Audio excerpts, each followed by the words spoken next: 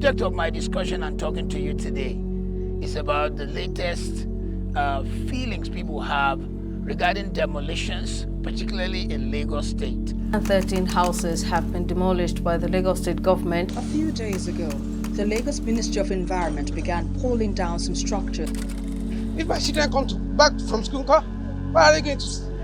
They will miss. I don't know. And even if they give us notice, they don't have the right to just come early in the morning and demolishing the house. Demolitions, taking over of land, etc., etc. Let us face the truth.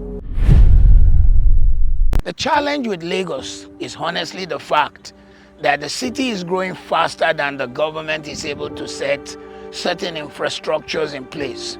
So estate builders have to do that themselves. However, when estate builders do, they have to respect the law.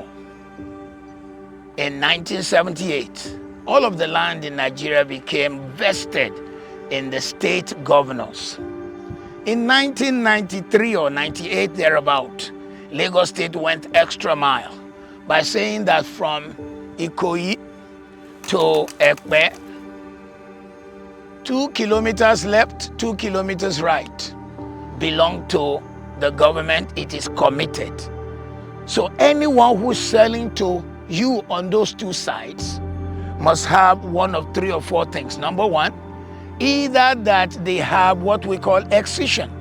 The government excised land, gave the natives, and the natives sold to a developer or to you. Second, the government decided to regularize what you have bought before. Or 3, which is the highest, the government took the land and allocated. I'm standing today, Macarius Champions Place. It's a government allocation, which comes with C of O. So when we finish paying the government, there is no debate. We get our C of O. That is how government allocation lands are offered. If you see demolition, 1, it is either that the people did not follow the regulation of physical planning. You see, people complain that Lagos sometimes is flooded, but they are the ones who built in the right of way for water. People complain that Lagos is sometimes flooded, but sometimes when you drive around town, particularly on the mainland, you can just see that people are built in what is naturally a flood plain. So the government has regulations. You need to get physical planning approval before you build. So in Macarius Champions Place, we have physical planning approval. In Macarius Champions Place, we have what is called a beacon sheet, so that each plot is beaconed.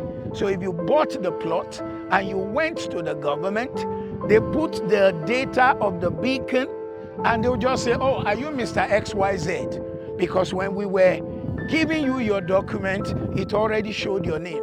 The demolition's going on. It's easy to blame the government, and I guess sometimes they also are not explaining enough. But the truth is this: you cannot have your cake and eat it.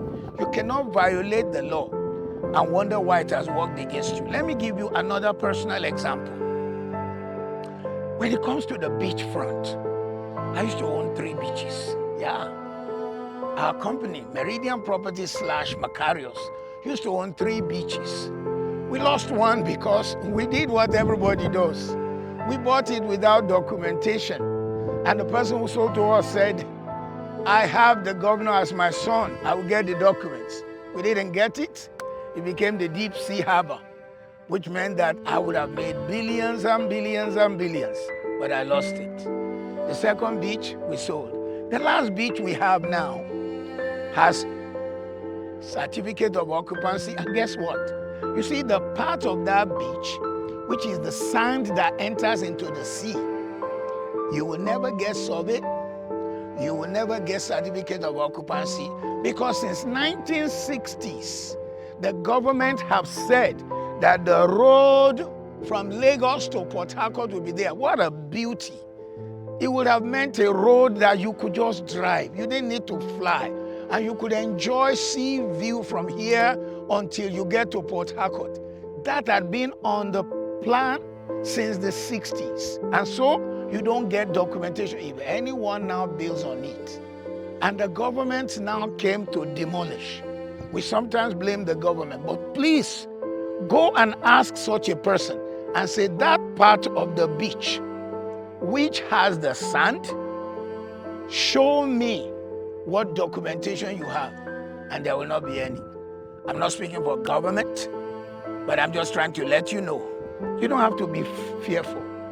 Neither should you exercise trepidation. Don't let your own investment miss you, and don't miss your own investment. Don't be so afraid of Omonile. All you need to do is, those who are selling to you, do your due diligence. What kind of documentation they have, and then do your independent search. Once you're satisfied, then you can purchase. I'm telling you, one of the greatest documentation is actually personal testimony and character. Also pull beyond documents and look at the person who is selling to you. Do they have character, and do they have a good name? Let's join to build Nigeria together. Let's not be fearful. I believe the day will come when the laws will be tightened and things will be better. I was part of Africa International Housing Show, and I was the opening chairperson. The Federal Minister of Housing and the second in command to him, the Speaker, House of Reps sent his representative, the Senate President sent his distinguished senator who made to represent him. It was a high-class event. And there and then I made clear to them that, look, people need their mind at rest. All the too many steps to get documentation done needs to be taken out. However, some estates have gone that extra mile. They've done it. Take advantage of the work they've done for you. We at Macarius, before we go public, we are sure that our name is at stake, and we will not sell you a lie. So buy Macarius, buy peace of mind, and jump on our bandwagon. God bless you.